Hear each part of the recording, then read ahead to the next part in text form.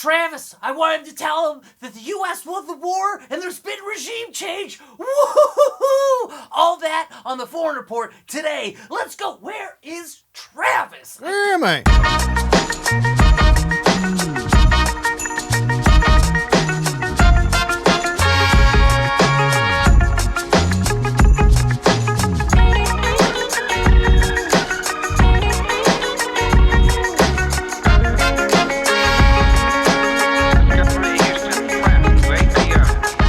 Welcome back to the Foreign Report, your weekly foreign policy show that gives you the gory details. And let me tell you, they are pretty gory these days. It's getting gorier. Of geopolitics with hopefully, God, inshallah, laughs along the way. I'm your host, Seena Ghaznavi. My co-host here, Travis Irvine, producer, comedian, lawyer. He is a comedian and a filmmaker and a Columbia Journalism School grad. Yes. Oh, my God. None of that stuff matters. No. That are exceedingly wonderful pieces of education. Expertise is dead. Yep. Because Trump has just destroyed the meaning of any words. The word obliterate doesn't mean anything. Nope. The word He obliterated words, even though obliterate doesn't mean obliterate anymore. None of it means anything. Regime change doesn't mean regime change, apparently. Nope. And winning. You can just win. Yeah. You just win. We won the war, but it's not a war and we didn't win.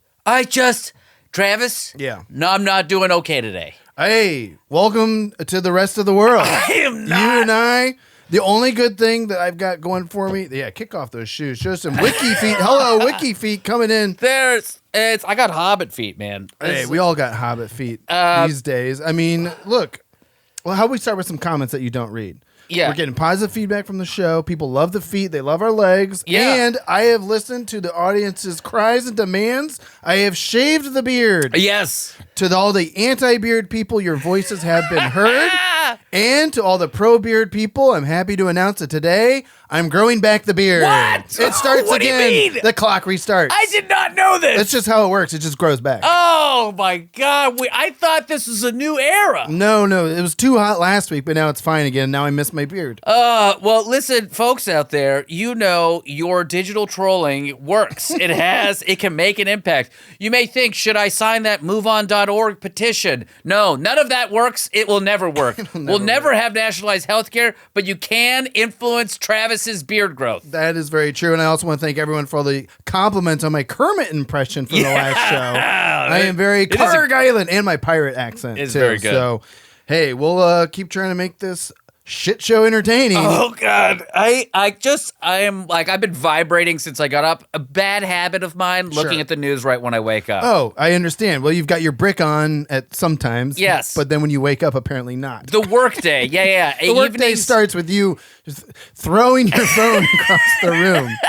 And your lovely wife and children saying, "Why is Daddy so mad?" It is a good point. I should schedule it to not let me look at social media. No, you want to look at your children first thing in the morning. Yes, I honestly because that's what you're fighting for right now. I guess so, but just let me sleep. I want to see the inside of my eyelids. That's all I want to see. I see those all night. Yeah. You don't have children. Oh, actually, I had a crazy dream about us hanging out at a bar, but we'll talk about that. I thought you were going to say I had a crazy dream about us having children together. No. Hanging out at a bar, having a good time. Wow, that is a dream. Yeah, it was kind of like real life. It's pretty cool, actually. Can we do that after this? Yo, I have to do pickup. I can't. Okay. Smell like a brewery.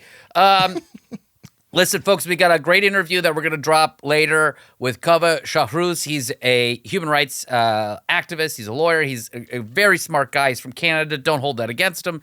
No, if anything, that's a positive. It is a positive right now. I'm just staring at Canada like when it's warm, that's when I'll go. He's a Canadian conservative, which means he's basically an American liberal. Yeah, he's basically a centrist Democrat. Which is funny. But what I like is that he's had, on paper, terrible things happen to him vis-a-vis the Iranian government, and he should be in favor of the same bloodthirst that I've talked about on the show so many times that a lot of more conservative pro-Shah people have, but he wrote a great op-ed about how we should be very wary of Reza Pahlavi and his movement that's surrounding him right now. And part of that interview is where we talk about the objectives of both the United States and Israel. We've talked about the objectives of the United States and how they've been it's like a sliding scale. Right, because even objectives don't mean objectives anymore. Oh, it's just I get it. I get it. Well, what should we do? Should I talk about the objectives, or should I play that Trump clip? Why don't you play the clip and then we get our yells out? Okay, right away. Good, because I am. And then vibrating. we'll try to go back into the usual thoughtful analysis that we try to maintain on the show. It's so but, true. Yeah, no. Look, as soon as I got to the office today, Seena was screaming from the stairwell. So let's just get this clip and just let everyone know where we are. We are recording this on Tuesday, March 24th. By the time this episode drops, the dictionary will be obliterated. Oh yeah, what's the point of a dictionary? He's gonna write his own MAGA dictionary. And what's the context for this? He's doing a press conference, or he's probably like talking at some car show or something, and then has to mention he's doing the conflict. This that's not presser is from today at 2:30 Eastern time. Okay, and he is fielding questions about Iran. He's talking about whatever gobbledygook. But there was something that came out just the other day, and you could probably see the markets. I think you sent me this. The market spiked on news that he's negotiating a ceasefire. Yeah. Somebody made a $1.5 billion, and again, we talked about last week. Million, billion, wasn't matter. This was a billion. Yeah, so somebody took $1.5 billion and bet on like the market to go up. And then literally like 14 minutes later at 7:04 a.m., Trump blasted out on True Social that we were making a deal with Iran. And then and the market shot up, and that $1.5 billion bet, and we don't know who made it, made $60 million in like half an hour. And then, you know what happened? Then Iran, by 7:30 a.m., was like, we're not talking about a deal. And the market plunged again. Insane, bro. Yeah. And so we're in this like crazy time where I don't know. No one knows who he's talking to. That's the other thing. We can't even trust what he's saying. From what I've observed and from a few people that I've spoken to, they do believe that there is a negotiation happening. Somebody posted a funny picture of here's a live coverage of Trump's negotiations, and it's just himself yelling at a mirror. And I was like, that checks out. I believe that more than anything. I saw this because I follow Yashar Ali. If you don't, he's the best. But I shouldn't have looked at my phone. Maybe I should have. But this is a hilarious clip. I can't believe it. I'm losing my mind right now because also Jon Stewart did a great A-block on the negotiations that are happening. And the fact that Caitlin Collins, he played that clip of her asking Trump if you obliterated their nuclear program last summer, how could they have something today? And he's like, we could obliterate them, but that doesn't mean you can't dig into the ground and get into the stuff. Oh, man. Man. Whatever. Oh, dear. Oh, God. Okay, so this is Trump doing it. I think this is from the Oval Office, it looks like. Because there's a lot of gold leaf around. Right. There's a picture of a president who used to matter. Yeah. Okay. So here's him talking, and I'll start and stop this shenanigans here. Sound like adults to me, even though they are sort of children, right? They'll always be your children. But I hate to say it, but we killed all their leadership. Okay. And then they met to choose new leaders, and we killed all of them. We covered that. And now we have a new group, and we can easily do that, but let's see how they turn out. We have really regime change. You know, this is a change in the regime. Regime change? I think he just said it was a change in the regime because we killed some leaders and then we killed the next group of leaders. And then I think he said there's a new group of leaders, but we could kill them at any time. So that this is regime change. I guess this is regime change. And then all of a sudden these guys that are whatever, IRGC or part of the theocracy, they're just totally chill. They're not going to do anything bad. So this is regime change, and it worked already. So success? Also, Adam, I'm sorry I'm moving around already too much. I got that note from producer Adam. He said, please, you got to stop moving around so much. Yeah. Unfortunately, this is how he deals with things. I mean, I am moving. Yeah. Because my body is vibrating with rage. Yeah. I don't know if it's gyrating or vibrating, but it's moving. I can't handle. I think gyrating is like fun movement. This is not every Iranian American sitting here right now saying, you don't know what regime change is. Yeah, there you go. I agree. This is not it. I agree with you and the other people yelling into the void. Because the leaders are all very different than the ones that we started off with. That created all those problems. So this was, I think we can say, Jason, this is regime change, right? Because I think we can make up another word, Jason. Jason, they're gonna make a deal. Hey, Jason, J-Dubs, we're gonna make up another word, okay? And okay. So he says this new regime, but even though it's not a new regime, is going to make a deal. Yep. They did something yesterday that was amazing. Actually, they gave us a present, and the present arrived today. And it was a very big present worth a tremendous amount of money. What is and I'm not going to tell you what that present is, but it was a very significant prize. And they gave it to us, and they said they were going to give it. So that meant one thing to me: we're dealing with the right people. Is that nuclear related? No, it wasn't nuclear related. It was oil and gas related. And it was a very nice thing they did. But what it showed me is that we're dealing with the right people. And what did Zaddy tell you in the beginning? He said, I'm not going to tell you what it is, and it's oil and gas related. This is the thing you can always count on with Trump. As soon as he says, I'm not going to tell you what it is, he's going to actually tell you what it is. You're so right. Because I believe the deal is that they reopened like part of the strait. I believe so, whatever it is, but what did Zaddy's tell you guys was going to happen? Or that I hoped would never happen, is that they would bomb a bunch of people, they would like wipe out a bunch of the regime, and whoever was left, he would strike a deal with for oil. Yeah.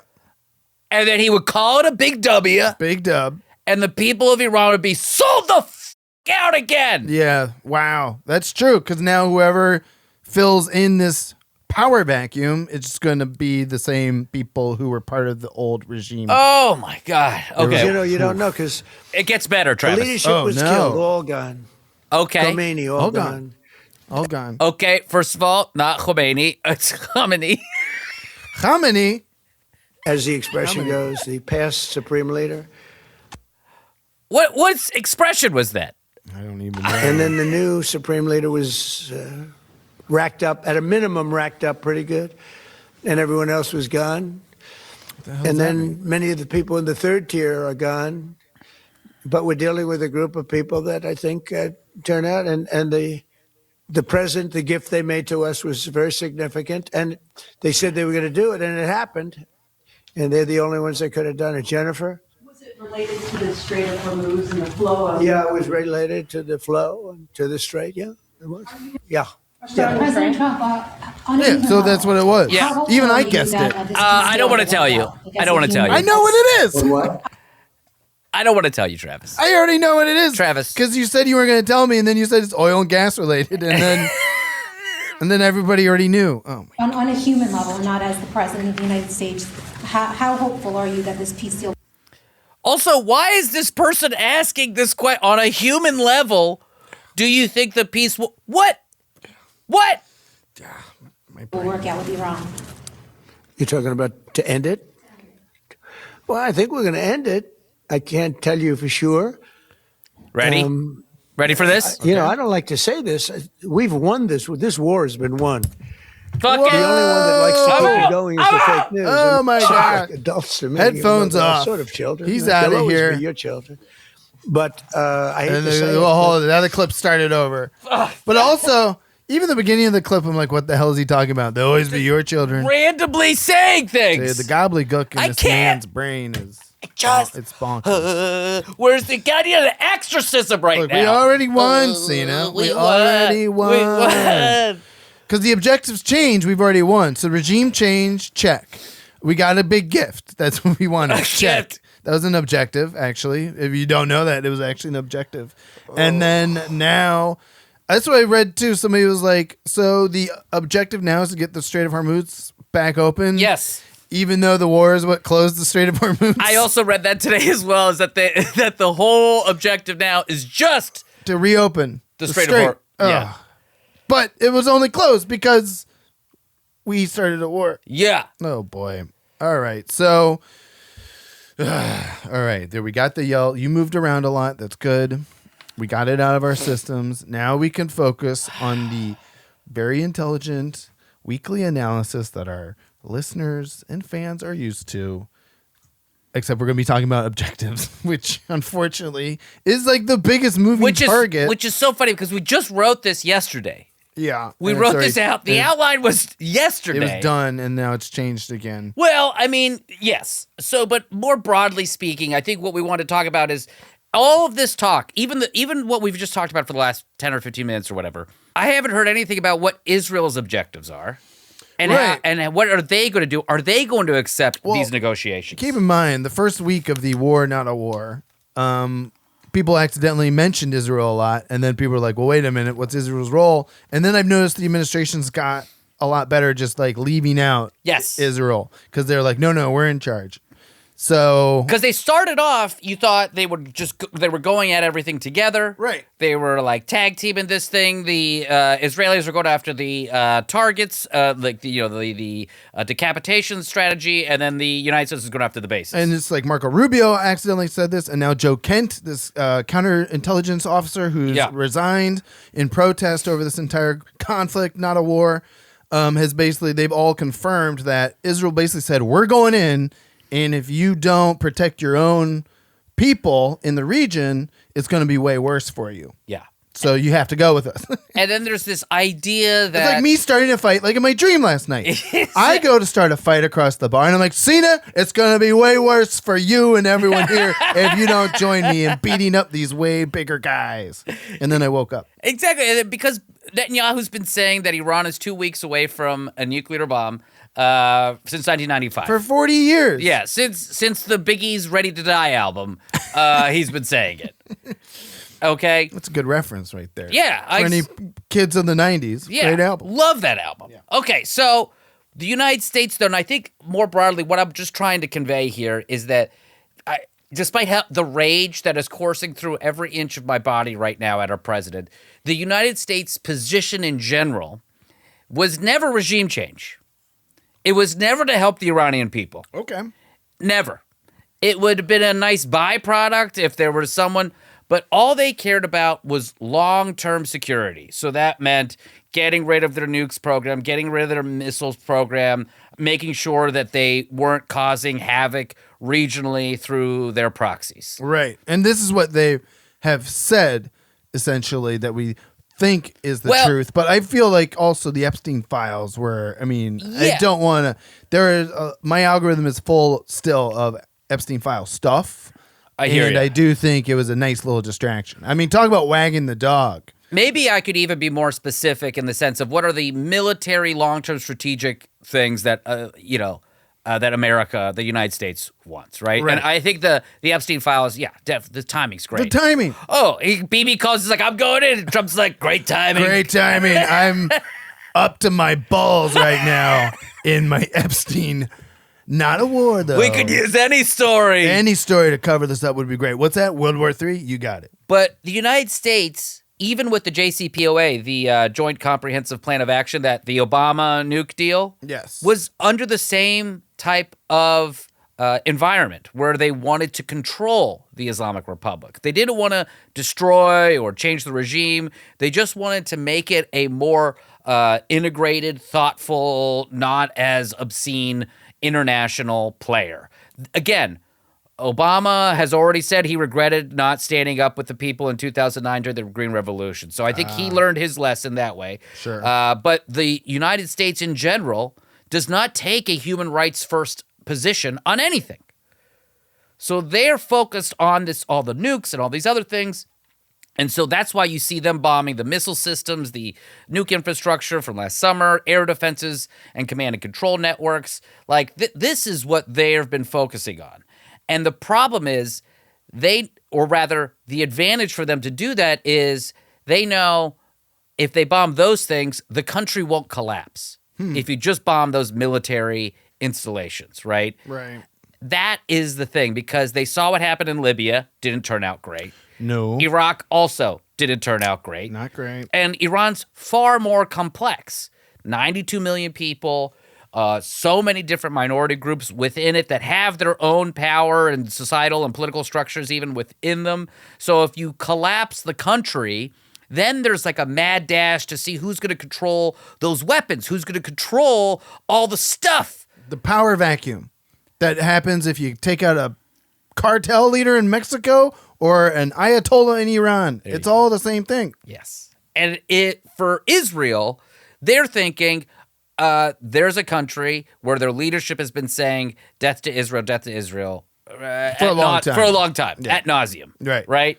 And then they have these proxies, Hezbollah, Hamas, the militias in Syria, in Iraq.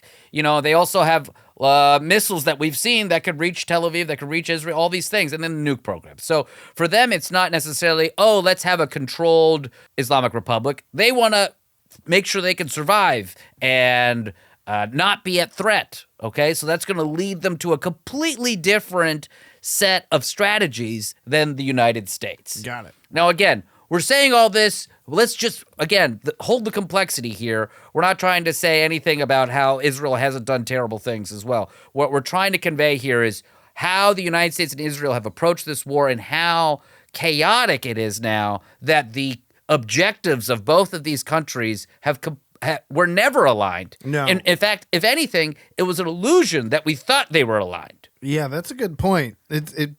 Whatever Israel's objective was, or specifically Bibi Netanyahu for 40 years, this has been his wet dream. Going in now, it doesn't matter what the U.S.'s objectives were to begin with, in a way. I mean, it's always been on our national security radar, but like you said, sometimes we handled it in the past diplomatically. Yes, exactly. And so Israel's is going after what they would call regime change, or what I think, regime destruction. Because they're tired of getting bombed and threatened and just yelled at. Exactly. Right. So that's why they're going after leadership figures, strategic infrastructure, and the economic lifelines of the Islamic Republic. Gotcha. And so if they have a failed state, if Israel sees them as a failed state, it's kind of fine for them. Woo. So if you think of Syria, a country that still exists, but they have huge divisions internally. Yeah. They have a very constrained military, and they can't really project power outside of their own country. And now with Assad gone, they've brought in the guy who used to be an ISIS guy, and now he's in charge, and Trump said he's a good-looking guy. Good-looking guy. Well, a little bit of a rebrand, and there you go. Yeah, he grew a beard, but he trimmed it, and looks nice. So from Israel's perspective, it's like a strong Iran funds and arms these threats. A fractured Iran struggles to do those things. So in that context, you can understand. It does make it more understandable why they want this objective. And it's why Israel's trying to do this in a short-term fashion, right? To do this very quickly. Knock it out. Whereas the United States is like, we don't care if we negotiate with the regime. This country has already negotiated with the regime. We'll do it again.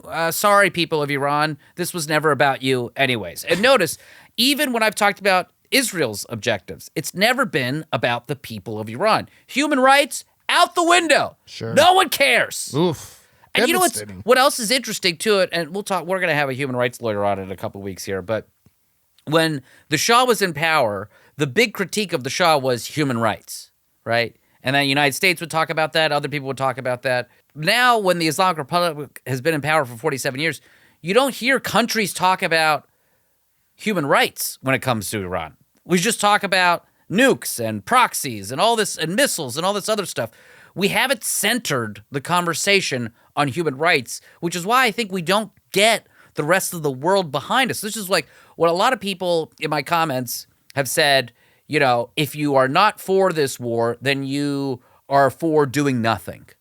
And that's never what I've ever said. It's just you need to be able to get everyone on board, and the way to do that is to center it around human rights.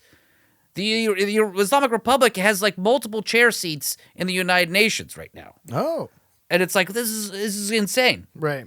Well, the United Nations is going bankrupt soon anyway. I know. What Don't worry. We're going to have the Board of Peace now. Yeah. So the thing that I think they didn't anticipate was the resilience of the Islamic Republic's defense structure, because they had all these missiles, and they also did this mosaic defense system where they separated command and control across the country. So if central command goes down or one area goes down, the others are able to defend. And this is why you have this protracted system. And frankly, I think this is also why you're seeing parts of the regime say we're not actually negotiating. You have this conflict because the right hand doesn't necessarily know what the left hand's doing. Well, sure, because he bombed the hell out of all of them. Their phones don't even work. So this is what happens. Like, what happens now when we've started these negotiations, which by the time this episode drops in 2 days, who knows where things will be? Is the ceasefire holding? Will Israel respect a ceasefire? Which I can't believe I'm saying it's a ceasefire. And again, I was against this war, but if you're in the war now, you need to finish it because it's just for me and my sake, and I think everyone else's sake now, that you're just going to make the regime that much more hard-lined. Whew. But we've already won. We've already won. We already won, Seena. What are you worried about? Thanks for that reminder. This is why the U.S. doing all these deals, because again, as you talked about last week, which I thought was so funny, it's like they're letting the ships through because we depend on the global oil market so much. Yes. And the United States, despite Trump, he still is trying to stabilize global markets because that messes with it. Or he's just trying to manipulate the markets so his friends win. Either way, he's trying to control them, right? Right. You place the bet at 6:50 a.m. I'll make a statement at 7:04 a.m. You make $60 million in half an hour. And then after that, Iran would probably say something opposite of what I said. Yeah. And then Israel's objectives, right? They could still go after infrastructure collapse. They could go after a more systemic disruption of the Islamic Republic in whatever form that comes out to. So what happens if that escalates? Uh-oh. I think I see where this is going. I think these two countries have completely different objectives. Israel wants a failed state, and all that really, like you just said, are stable genius president and his billionaire benefactors really care about is that oil keeps on flowing. Yeah, I think so. And there's other, the economic flows of all these things. And the one other thing that I don't think we've talked enough about, and by the way, there's a lot of issues going around the world, but sorry. This is the big one now. Remember a year ago when it was Ukraine? Yeah. So much simpler time. We have taken all of these assets out of East Asia. And so the interceptors and all these things, we have weakened our strategic position vis-a-vis China. And so that, I think, is another part of this calculus, because I do understand that the military generals and all this stuff like that in the United States are very good at planning all these sub-plans. I think the one thing that I've observed and read about is that they didn't think that the Iranians would close the Strait of Hormuz that quickly. Which literally Iran had been saying that's what will happen if you do anything. And go after the regional powers, which is also what they said. I think they assumed there would be a bit more back and forth before they would bring everyone else in. But instead, they just started pretty quickly. They were like, oh, we're gonna do everything now. And so, yeah, that's where we're at. And I think something to really think about when you guys are reading the news, look at the actions, because we talk about a lot about the objectives that they talk about, but look at the actions that they are doing and judge them that way. Sure. I think is a better way to try to understand their actual objectives. Right. Follow their actions, not their words. Yeah. Classic. Yeah. As the saying goes. It's the old saying. And if we could even pontificate here, I mean, in our show Bible here, I mean, I'm thinking of Iraq, right? When we destabilized that whole country, but then we guarded the oil. But that took boots on the ground to guard the oil. And right now we have Marines being shipped over to the region. Amphibious Marines. Do you want me to do my Kermit again? It's a big hit. I was told, by the way, in the comments that my Kermit was better than the current Kermit on the latest Muppet Show on the Disney. Yeah, it's a great pilot, but the Kermit was a little off. Wow. Don't get me started. I'm happy to step up and serve as the new Kermit if asked. Well, they think that the amphibious unit is going to go from Saudi Arabia, that coast, over to Karg Island. And I think we had Mearsheimer's clip on where it said, again, I still don't know how that's going to happen. I mean, Lindsey Graham has been yelling about Iwo Jima this past week. About we took Iwo Jima twice. Hey, y'all, we took it twice. And it was just and then everyone was like, it took 7,000 dead Americans and 19,000 wounded to take it twice. So those are the numbers you're looking at for Karg Island, if that's what you're talking about. All right. Well, listen, I think you guys have a good understanding of what happens, what's happening right now. I mean, we have a good understanding that nobody understands what's happening right now. Because I'm better understanding. But now I'm pontificating of failed state versus oil flowing. Can they happen at the same time? And then will the powers that be happy in that circumstance? We'll see. I don't know what faction Trump or his boys are talking to, but Right. it is going to be interesting to see how this plays out. All right. I feel like I got a lot of. I feel like the juice is out of me a little bit. Your blood pressure. I'm actually monitoring your blood pressure It's on down. a new app on my phone. Yeah. And it's called co-host blood pressure app monitoring. It's really useful. And yes, you are officially calmer than you were when we started. Oh God, that's good. That's good. I can be a dad now. All right. When we come back, we've got Kava Shahrooz in our interview, and then stick around. Of course, we are going to end the show with the JD Vance Corner. See you in a minute. Kaveh Shahrooz is a lawyer, writer, and human rights activist. He's a senior fellow at the MacDonald-Laurie Institute, Canada's leading independent think tank. He's way too smart for us and for the show, but he has graced us and has been kind enough to join us for a little interview. Kaveh, great to see you, and thanks for joining Travis and I today. Oh, my pleasure. Thanks so much for the invitation. As we sit here today, it is Monday, the 23rd. We have to keep giving the dates out whenever we record things because usually by the time we end the recording, something has already changed. And that's already the case that we're seeing today. So just for a little bit of context, can you give folks just a little bit about who you are? What is your story when it comes to Kaveh vis-a-vis Iran? Sure. The short form of my story is that I'm a lawyer based in Toronto, as you mentioned. I was born in Iran right after the revolution, so I saw kind of the reign of terror that came after the revolution, and I lived through the Iran-Iraq War. My family moved to Canada in 1990, so after the war it ended, a couple of years after the war it ended. And we don't have to go too far into it, but your family were victims of the Islamic Republic. They were. Regrettably, my story is all too common, but my family had certain leftist leanings before the revolution, and they had participated in the revolution like millions of others. And then, several members of my family, uncles, people a little bit further removed, had been arrested. Probably the person closest to me and the story that has affected me most was my uncle. He was arrested shortly after the revolution. I had just been born. And he was like 19 or 20 at the time, and he'd been selling newspapers, like opposition newspapers, and he was arrested for that.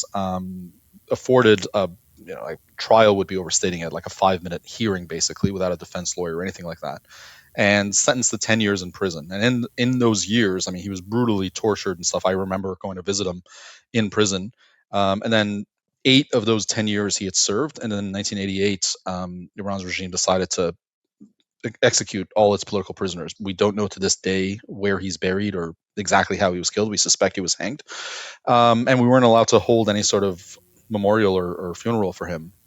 So that's kind of been the origin story of my human rights work. It really, obviously, aside from what occurred to him, the ripple effects of that were felt for many years in my family. My mom, she's passed away now, but she had never really recovered from that. My grandmother, whose son I was, never recovered from that. It was really affected many people beyond just the victim directly. So day one of this war starting, what were you feeling then when it started?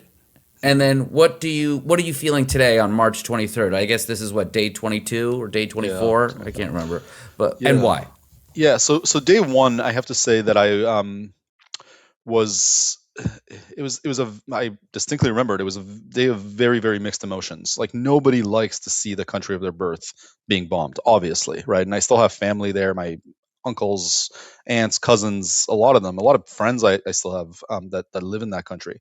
So the idea that they would be on the receiving end of bombs is horrible. And, I had lived during the Iran-Iraq War. I remember the bombing campaign of cities like I was a little kid, and it's horrific. It's horrific. It's really hard to describe to somebody what it's like to have to run to a bomb shelter when your city is getting bombed.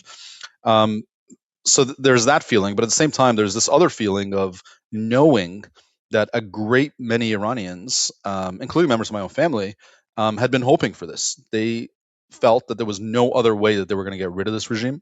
There had been years of efforts, uprisings that had been crushed, including Most dramatically, the uprising in January of this year that was brutally crushed in ways that even I was surprised by. I mean, I'm not under any illusions about this regime, but even I was shocked by how violently they put it down.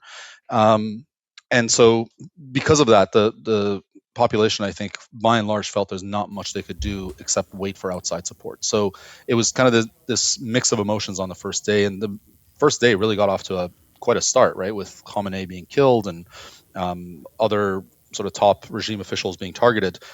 4 weeks out, I think I'm more confused really than anything. It's unclear what the United States is trying to do in this war. Donald Trump keeps changing the goalposts every day. Is it a regime change war? Is it just to get rid of nuclear weapons? Is it like what are we trying to do? Not we, but what's the United States trying to do? And just yesterday or 2 days ago, I guess, Trump was threatening to attack Iran's power plants. He seems to have pulled back on that today. But again, just the idea that there could be attacks that would have ramifications that would last decades. It's a cause for worry. Yeah, let's talk about that, where we're at today with Trump's these moves that he's making. He's posted a tweet that was all in caps, and I'm going to share it with us. You're telling me our president tweeted something all in caps? I don't believe it. Well, this is what I wanted to ask you guys about, too, because I had this moment today where I was trying to read it, and when something's in all caps, like, I can't read it. It's everything runs together. Do you have this? Right. It is like someone shouting at you. Yeah, and I can't. My brain doesn't even. It's like I had a really tough time being able to decipher it. So he said, "I am pleased to report that the United States of America and the country of Iran have had over the last." This is not English. Very good and productive conversations. Do you want me to read it in translation? Could you please in Trump voice? Please do. This is. I am pleased. I am pleased. Right off the bat, grammatical error. I didn't even see that. Yeah, a journalism major with a master's from Columbia Journalism School. This is the most outrageous thing. Not just the caps, but the grammatical errors. I am pleased to report that the United States of America and the country of Iran have had, over the last 2 days, very good and productive conversations regarding a complete and total resolution of our hostilities in the Middle East. I like that he changed it again. It's hostilities.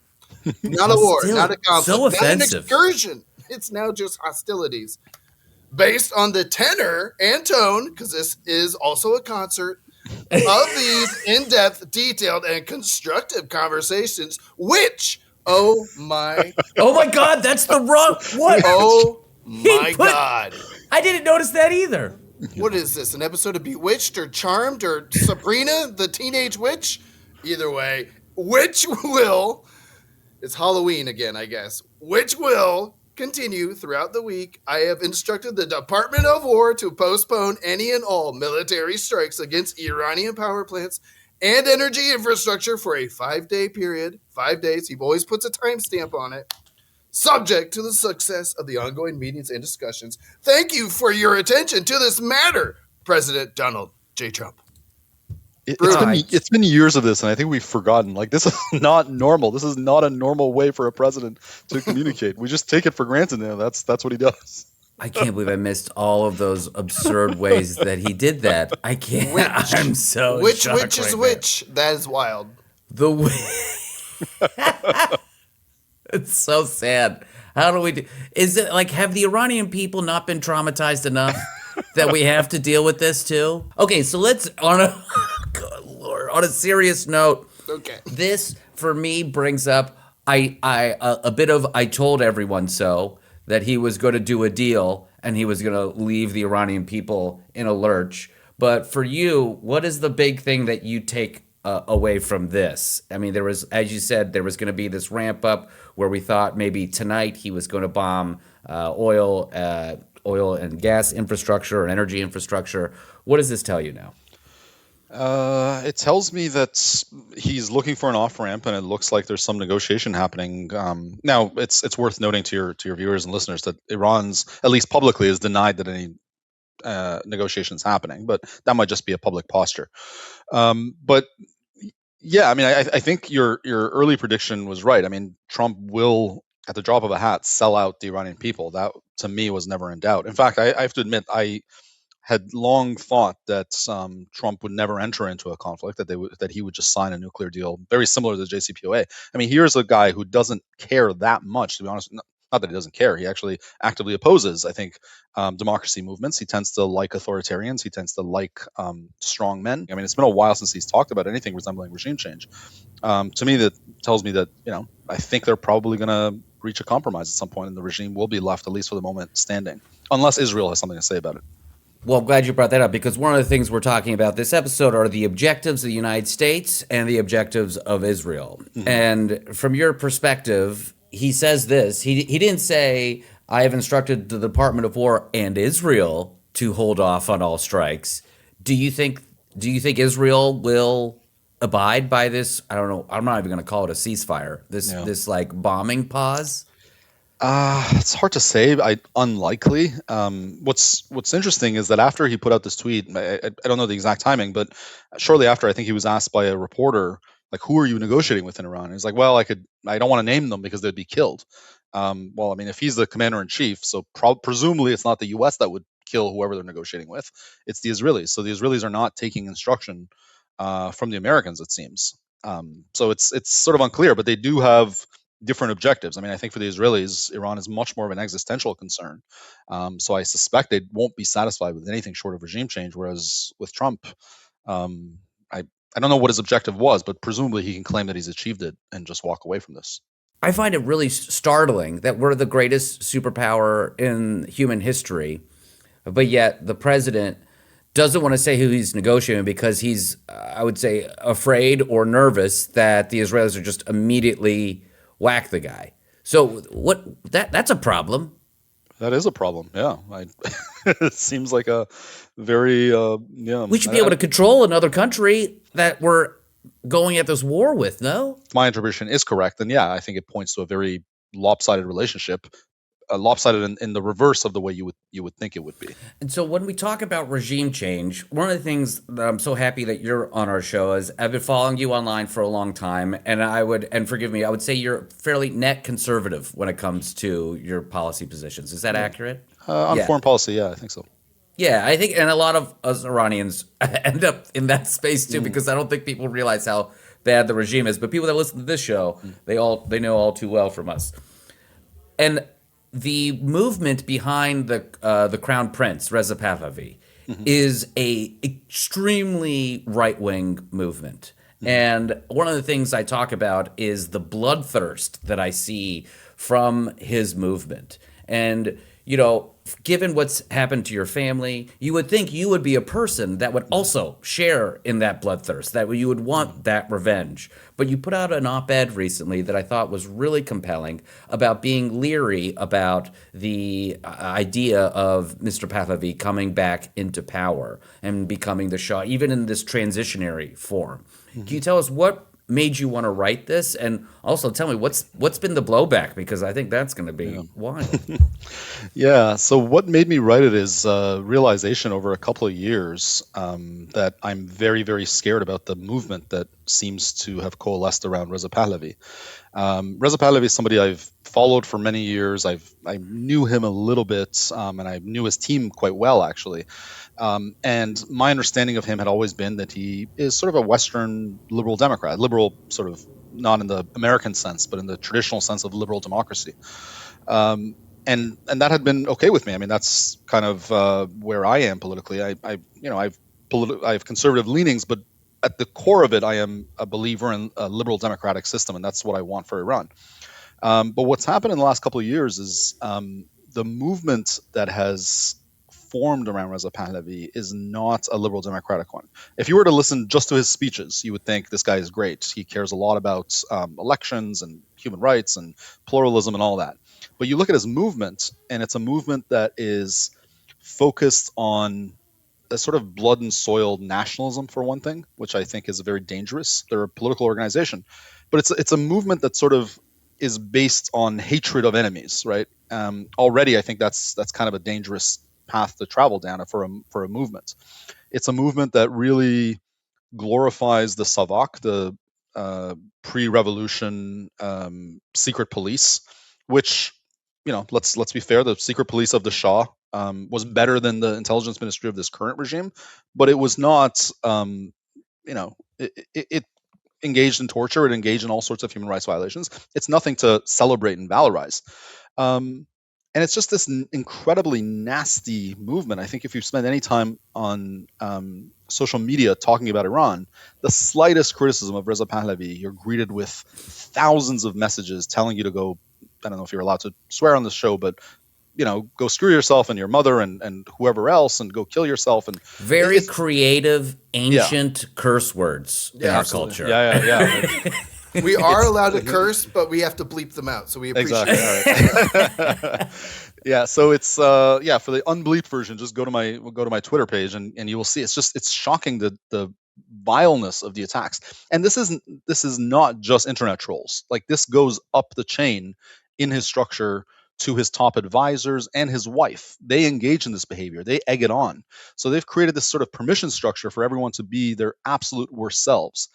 And for somebody like me, you said somebody motivated by revenge. I'm actually not motivated by revenge. I want justice. That's certainly something I want. I want accountability, but I don't have this bloodlust. I think for the country to move forward, there is going to have to be, our better angels are going to have to prevail. There's going to have to be some degree of forgiveness, as long as it's combined with truth telling about the crimes that took place. And I don't see that in his movement. I think it's a movement that, left to its own devices, if it was to come to power, it would carry out a bloodbath. And that worries me a great deal. He just put out this video with Shireen Obadi and some other people that he's like forming a truth commission. Mm-hmm. How does that change? Does that change anything for you? It doesn't, because again, I think there's this real disconnect between the things he says and this outward sort of official messaging and everything else that happens. His top advisor, the person that he is named as, if you were to think of Reza Pahlavi as the king, the person that he's named as kind of his prime minister, so to speak, this guy named Saeed Qassemi-Najad, whom I used to know, who works for the Foundation for Defense of Democracies. I mean, there are tweets that he's put out in the last couple of years about wanting to hang his opponents, from trees. I mean, this, like, how do you square that with the Transitional Justice Committee that Reza Pahlavi has put together?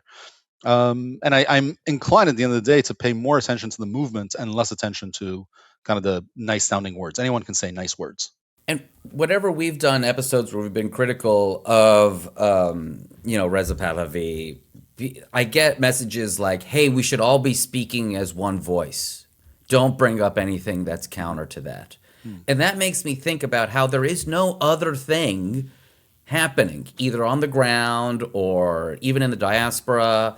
I frankly think Travis and I are willing to lead a coalition to change the regime. We could just, we're growing. But what does that tell you when there's nothing else, and that it feels like there's maybe amount of desperation from people as well? There is a certain degree of desperation. I don't think it's that there's nothing out there. I mean, I think there are other potential leaders out there.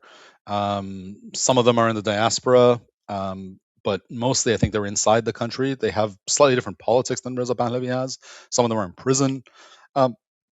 So this movement can, an alternative movement to Reza Pahlavi can come together. And I think you're beginning to see other groups, people that that are in opposition but don't align with Reza Pahlavi, beginning to come together. So later this week, for example, I'm headed to the UK. There's going to be a session, this so-called Freedom Congress of different opposition groups coming together. Hopefully that will amount to something. One of the arguments I always find frustrating with the Pahlavi crowd is that they keep saying, there is no alternative. And I'm reminded of this meme that I see online. It's a little hard to describe, but you might have seen it. It's like two panels of Eric Andre, and he's shooting a guy that's sitting on a chair. And Eric Andre is named Pahlavi, and the person sitting in the chair is the alternatives. So he turns around, he shoots them, and then he turns to the camera and says, well, who's your alternative? It's like, that's actually what happened. So 2 years ago, Reza Pahlavi was in a coalition with a bunch of other potential leaders. And the past 2 years, his movement has spent all of its energy, all of its time defaming and attacking these other folks that could be potential leaders, to the point where there is a sense that, like, well, these guys are awful. They can't be trusted. They can't be whatever. And so now we're left with nobody else. Well, it's like, well, you guys destroyed the alternatives, and now you claim there is nobody else for us to look to. It's frustrating, but I think if enough people wake up to it, there are others that can step into that role. Who either within the country or outside do you think could carry a movement? Besides Eric Andre, obviously. Obviously, Yeah, Eric Andre is. Besides Eric Andre and you guys, I mean, I think look, the ethnic communities have their own parties and their own leaders. Among the Kurds, I mean, the Kurds are quite organized politically. And they have, the one of the people that was in the Women Life Freedom Coalition was Abdullah Mohtadi, who is a Kurdish leader, very experienced politician. I mean, and when you listen to him, both in English and in Persian, presumably also in Kurdish, but I don't speak Kurdish, he speaks rather eloquently about liberal democracy, about redefining Iranian citizenship to include other ethnic groups. He's often accused of being a separatist, but I don't think he is, because nothing he has said suggests to me that he is. So, that's one possibility. In Iran, the Nobel Peace Prize winner Nagus Mohammadi, I mean, her politics are. I have some critiques of her, but she is somebody who's been on the ground and she's been fighting for years, and she's currently in prison because the regime actually views her as a real threat. There are civil society leaders, union leaders, for example, inside the country, all of whom have large networks that can potentially be brought into this movement. So there are people out there. I don't think it's not true that the only alternative possible out there is Reza Pahlavi, a man who hasn't lived in the country for nearly 50 years. So I don't want to be unfair to him. We've made that clear on the show. Yeah, the audience. Absolutely. Yeah, gets that. I think it's really important not to mince words on that. But Iran was an autocracy, and I'm not interested. At least I have not been fighting to make Iran a more benevolent dictatorship. I want Iran to be a liberal democracy. The pushback would be he just wants to be a transitionary leader, and that's what he says in his speeches. So to be fair to him, you're exactly right. That's the claim that he makes. He says, look, I have no idea what Iranians actually want, but they want me to be the transition leader. I'm going to help the regime fall, and then in the span of a couple of years, we're going to get to a place where we can have a referendum on the future of the country. The country, Iranians may want a constitutional monarchy, they might want a republic, whatever it is they want, they can have. So again, on the surface, this sounds great. The problem, though, is you look at this movement that's quite, at the moment, verbally violent, and I have no doubt that it could potentially become physically violent if it gains power. So I don't trust that movement to begin with. You have, again, like his team, his advisors, openly referring to him as the crown prince. They refer to his daughter as like I don't know what the exact translation in English would be, but like the princess in waiting. Like, so they've already sort of decided that this is going to be a monarchy and he is going to be the monarch. So already they're kind of putting their thumb on the scale. I find that a little bit weird. And then you read his blueprint, the one that you said perhaps McKinsey's put together. I think his team has put together. I don't think there's anything really earth-shattering in there, but it's a blueprint that tells you that for about 2 years, Reza Pahlavi is, and he's named specifically, like the leader of the revolution, Reza Pahlavi. So it can't just be you or I, that if Reza Pahlavi was to be hit by a bus tomorrow, I don't think this power would apply to us. So it's him specifically. He will have near dictatorial powers, according to this blueprint, for about 2 years. He will appoint the judiciary, the legislative branch, the executive branch. He can remove anybody at will. He can do whatever he wants for 2 years. He's the commander-in-chief of the armed forces. I don't trust anybody with that kind of power for 2 years. I don't think that's the best path to get to a liberal democracy. Because you think in 2 years, people would be like, all right, are they having a referendum? He's like, no, maybe later. Maybe that's the thing, more. Right? Yeah. It says 2 years unless there are emergencies, right? and that's the huge loophole, right? Like there's always an emergency to justify holding on to power longer.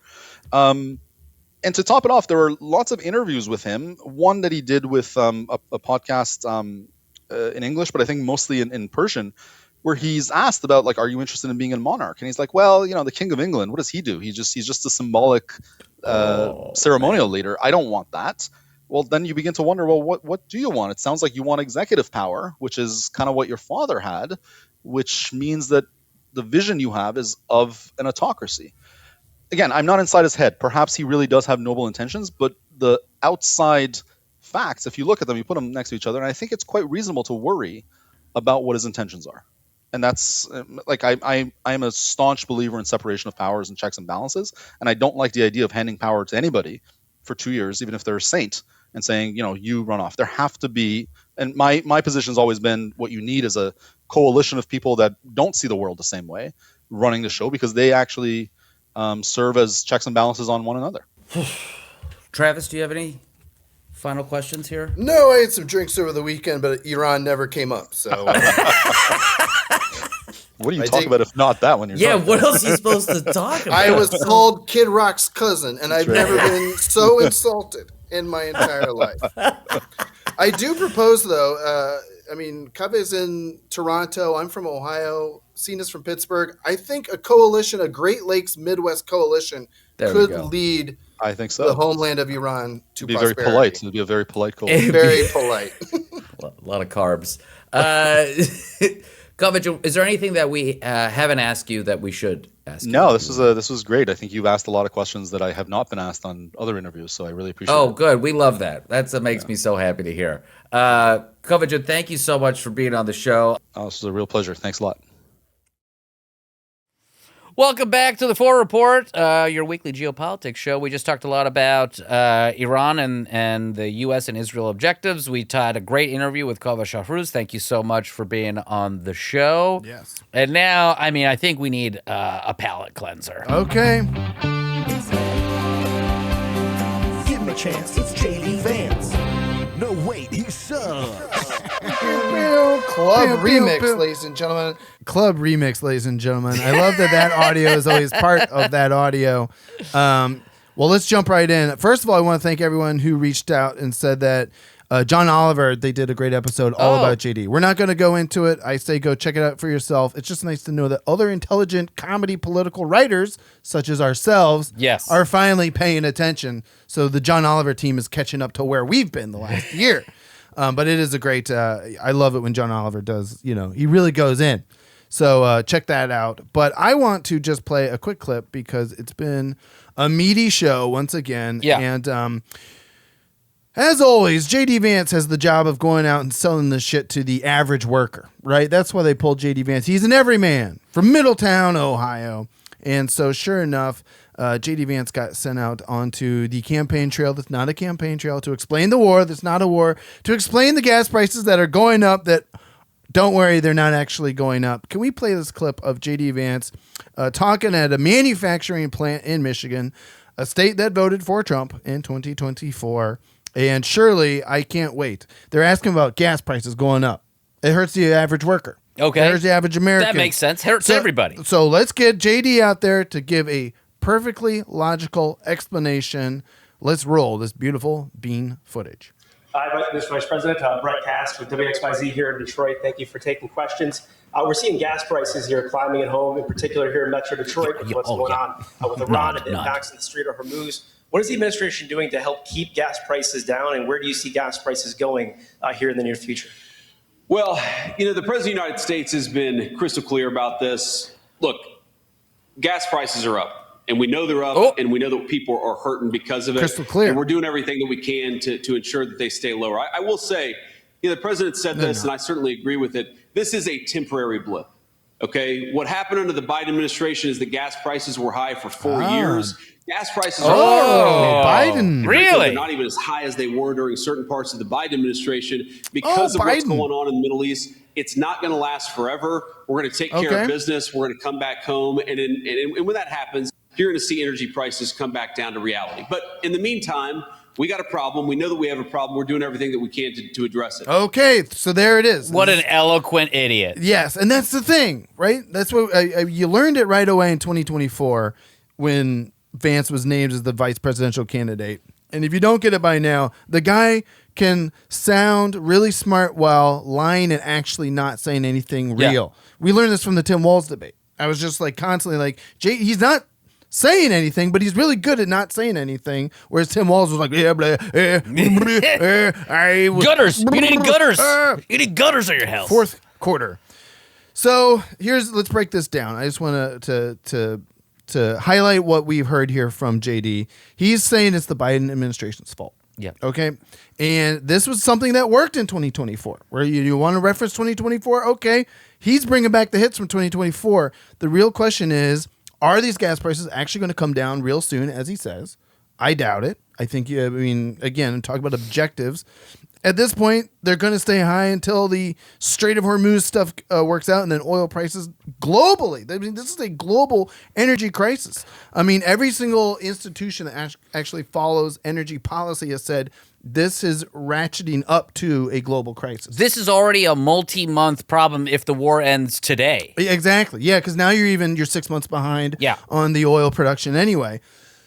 All that being said, I still am blown away by the fact that we're going into the 2026 midterms, assuming we have midterms.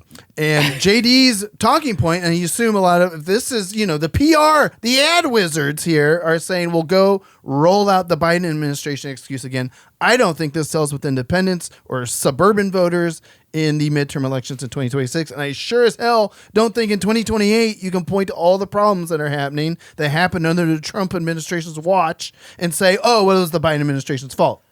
They were so active in the first year that you can't possibly be in the second year and say it's all Biden's fault. Right, exactly. And that's the thing. It's like they've said that too. It's like, oh, well, we've been very active. This has been the most change-oriented administration in American history. And it's like, yeah, but are you, and this is the classic electoral question you got to always ask, are you better off now than you were a year ago? And I hope they interview like a MAGA supporter at a gas station pumping $7 gas. Exactly. And he'll be like, I feel great. Everything's wonderful. Great. Pump, pump, pump. I mean, there's even things are always in my algorithm, but like there's a candidate for Senate somewhere, and she's like, you just got to go to Starbucks one less time a week, y'all. Yeah. Don't drive to the Starbucks. Make coffee at home. These are the little sacrifices we have to make. It's like, this isn't World War II. This is not Iwo Jima. Like you said at the beginning, right? America used to fight wars on protecting human rights. I mean, that's what World War II was. Sure. And now everyone is looking at this war, and even Paul Krugman took our term, the billionaire's war. This is the billionaire class war. This is the Epstein class war. And every average American worker that JD Vance is trying to lie to, I don't think they get fooled by this thing. I don't think so either. I think eventually they're just going to wise up and just say like, wait a minute. Already, I think the war, as popular as this president is, apparently at his lowest approval rating ever. Yeah. Which is actually really good if you think about it. It's actually the best. If you just change the meaning of the words, it's good. I think it's going to erode the base. I mean, the moderates are pissed. One. Independents are pissed. Suburban voters, that's what I always say. Rural voters tend to vote red. Urban voters tend to vote blue, and that's how it is in Ohio. But your swing voters are the suburbs, because they're right in between everybody. They got farms on one side of their house, and they got to drive to their job in the city. Yeah. And what are those people going to think? I also think rural voters, especially farmers, got hurt by these tariffs, and now they're about to get real hurt by gas prices. Yeah. I mean, corn subsidies, fertilizer, everything's getting impacted by the price of diesel right now. It's so insane, man. Well, we'll see what happens. We will see, but just keep in mind that whatever JD Vance says is probably a lie, but he's going to say it real smart and like he knows what he's talking about, and that's why I hate him. Yeah. That's what drives me crazy. Now my blood pressure's up. What's your app saying? Is your co-host blood pressure monitoring app? God, it's off the charge. It's steaming. We'll keep watching JD, folks, so you don't have to. But that's your JD Vance Corner for this week. I'm glad we both peaked today. I need to go play pickleball right now. But apparently that's what killed Charlie Kirk's mentor. Did you see that story? Everyone's been telling me about that. Oh, man. You better stop playing pickleball. They all think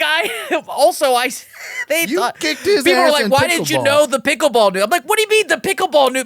My algorithm is all Iran war, and that's it. Man, I miss when my algorithm was literally just Kermit and Muppet clips. Yeah. It was fantastic. Oh, God. All Someday, everyone. Listen, thanks, Kaveh Shahrooz, for being on the show. Thank you, Travis. Thank you to everyone out there. ForeignReportShow.com. Make sure you sign up for the newsletter. It's free. Comment. I won't read them. I will. And we'll see you guys next time.